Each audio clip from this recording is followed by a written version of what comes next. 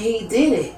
And did it like no other. That's why this world went crazy and tried.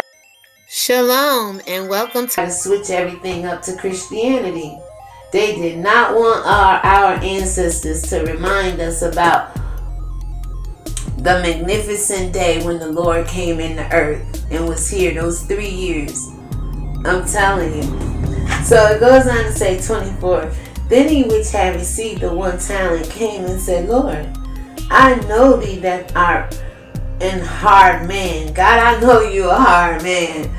Lord, I know you could be a tough father. But while you were gone, I thought it was just easy for me to just sit on my talent, whichever gift and talent that is. Because remember, your talents will make room for you. And if you're not investing your talents or utilizing your talents that God give you, they go to waste by the wayside, right? And then when he come back and say, well, what have you done with the 1 talent? If you can't manage the 1 talent, you can't manage many other things, right? So he says, then 24, then he which had received the 1 talent came and said, Lord, I knew that thou art a hard man, reaping where thou hast not sown, absolutely, gathering where thou hast not planted. And this is what the Lord said about us as Israelites. He said, you know what? They are going to build vineyards. They are going to build houses. They're going to plant fields.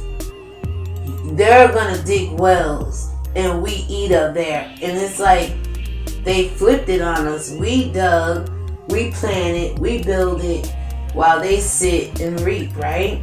Something's wrong with that. So it goes on to say 25. Ooh.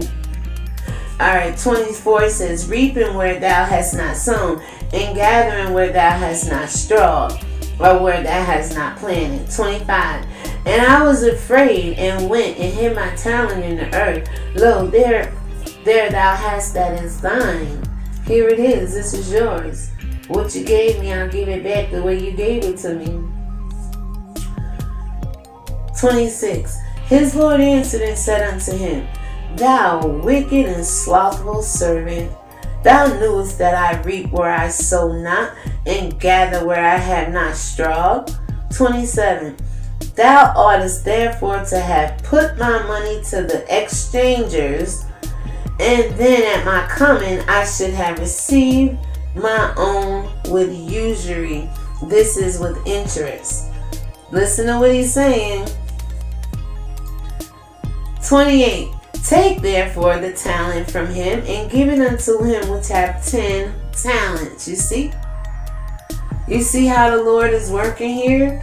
It's not the way the church told us it would be and should be.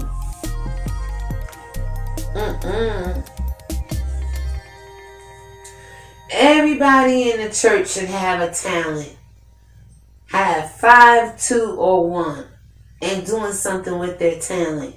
But yet the pastor, the leader, the master of the church will tell you, oh, you can't go sing until I see the Spirit of the Lord on you. And the Spirit of the Lord could be on you. Just you might sing better than his daughter, and he don't want you to make it quicker than his family. You know, they tell you to sit down and sit under the Spirit and wait. You got to wait on the Lord. I know when the Lord called you. Maybe the Lord already called me and you standing in between me and my calling. Maybe the Lord called me and not you, Pastor. But there's a lot of churches that'll tell you to sit on your talent. How good is that doing the church? I said in our black community, there's more than one queen. There's more than one king. There's more than one singer, dancer, pianist, gymnast. We all got gifts and talents, but for some reason, other people don't like other people to utilize theirs, even in the church. So it goes on to say, and see, this guy is talking about usury. He's talking about putting interest. And you know the world today, they inflate everything. These loan shark programs, money lenders, banks, they all will lend you and give you, but they all want it back with high interest and stuff like that. I just want to say that. That's what usury is. That's what using people. Telling people, all right, go work for me for 5 weeks and you only get $2 pay. That's usury kind of. Or if somebody come borrow $20, you want $2,000 back for lending them $20. That's what usury is. And we see it every day. So it goes on to say 28. Take therefore the talent from him and give it unto him that has 10 talents. 29. For unto everyone that hath shall be given, and he shall have abundance. But from him that hath not shall be taken away even that which he hath. And let me just say this. A lot of people go to church for healing. They go to church to grow, for prosperity. And one of the things, or few things people want to do, is showcase their talent or their gifts. And not everybody, whether it's from preaching, teaching, evangelizing, ministering, reading the Bible, liturgical dancing, whatever it is, people are there, everybody there. Because church is like a spectacle, it's like a show, it's a performance studio, school now. And everybody wants to perform, but everybody's not allowed. So like I said earlier, some people are not utilizing their gifts and talents and probably feel like crap in church. And that's probably why most people leave the church, because they never get noticed, they never get acknowledged, they never get to invest that gift and talent that they have in them. And it's the church telling people, and it's biblically, your gifts and talents to make room for you, but for some reason there's not enough room in the church for everybody to be a pastor, for everybody to be a deacon, for everybody, you know what I'm saying, for everybody to get up and perform on Sunday morning.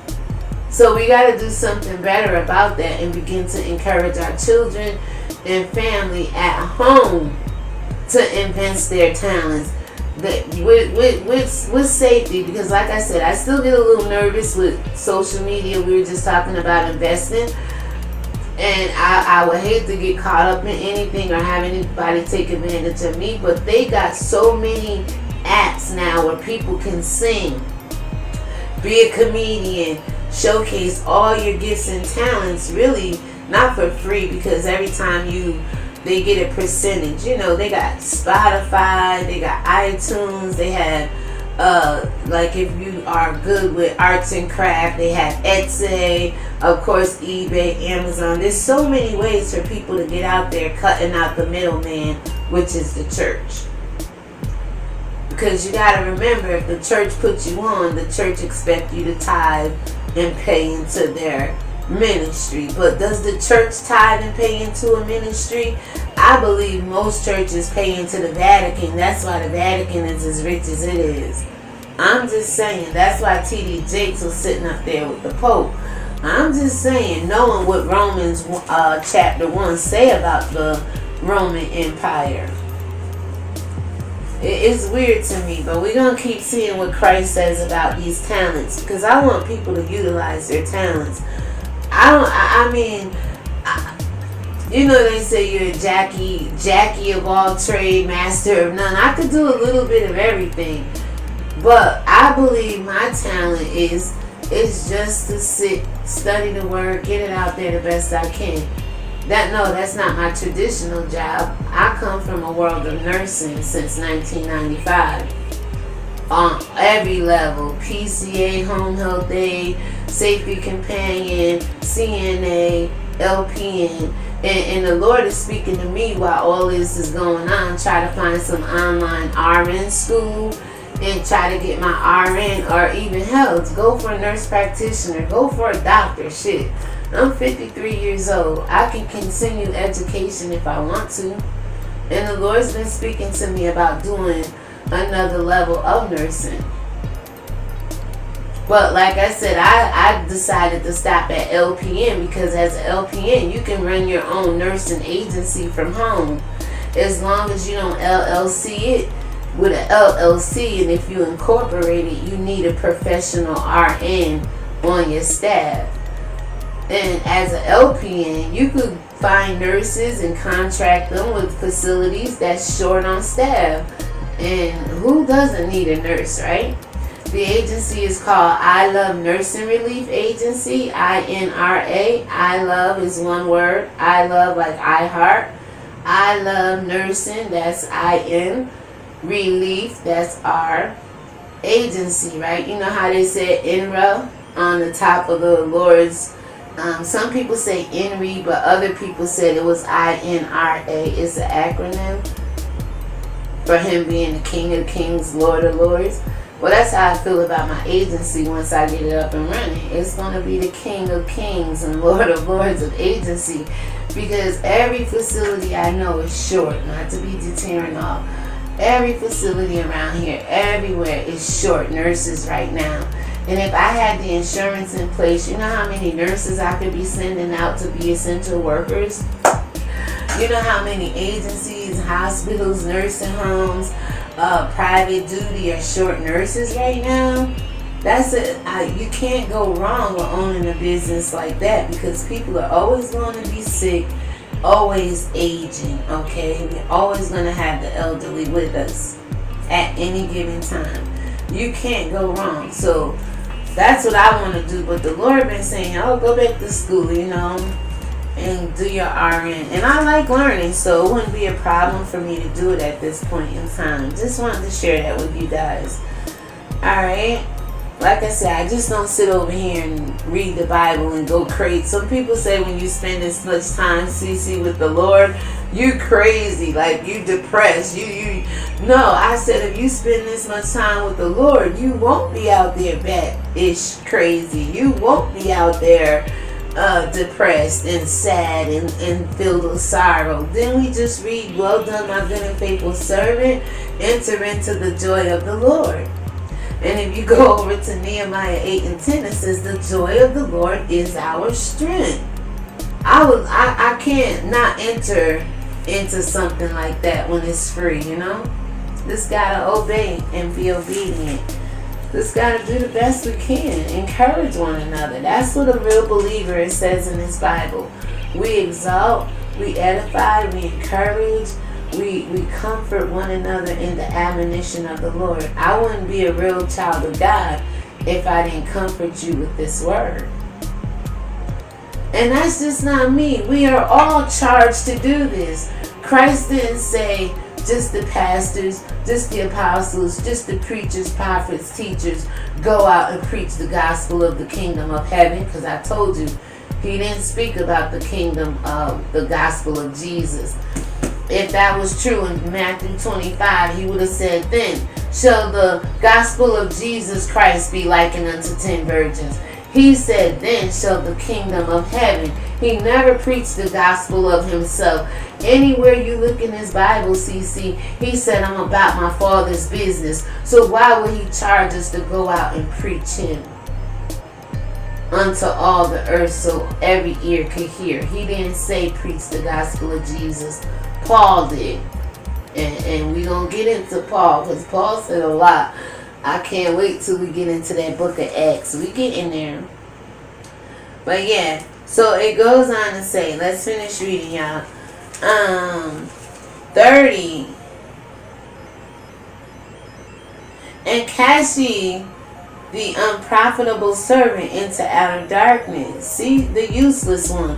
The one who was in church babbling their gums, knowing they ain't fighting no demons in the spirit. No, they're not teaching the word of God. No, they in there only because they want pastor and what pastor got and want to destroy somebody's marriage. Those that are in there taking advantage of the children. Those are in there telling you, you sow into my ministry, you're going to get a healing and a blessing. And cast them out into outer darkness. Those ones, listen to what he's saying, the unprofitable ones. The ones that's sowing everything but the word of God. They're sowing books, they're sowing dinners, they're sowing clothing merchandise, they're sowing conferences, they're sowing cliques, cults, confusion, chaos, and everything else the devil is. They're unprofitable right in the church. And the world is even more unprofitable because most people rejected in church. Where do they go? Back into the world. Well, some of us don't. When I left church, I came pressing hard to the kingdom of heaven. I'm like, you know what? No soul left behind in the kingdom of heaven. But in church, it's every man a dog-eat-dog world, and every man for themselves, right? Cast these unprofitable people into outer darkness. There shall be weeping and gnashing of teeth. And see, church tell you to keep everybody in. Come on, but even we gonna get to a point where Christ gonna say, see, if that's still you listening, they gonna kick you out of church. And I've seen that over in Greater Faith Ministries. Yes, I did, in Detroit, Michigan. I saw it on TV where the past bishop said, if you ain't here by 9 o'clock, lock the doors. He gonna tell you how these people is in the synagogue of Satan. He gonna say they gonna kick you out the church. I was never kicked out. My pastor passed away, and I've never seen a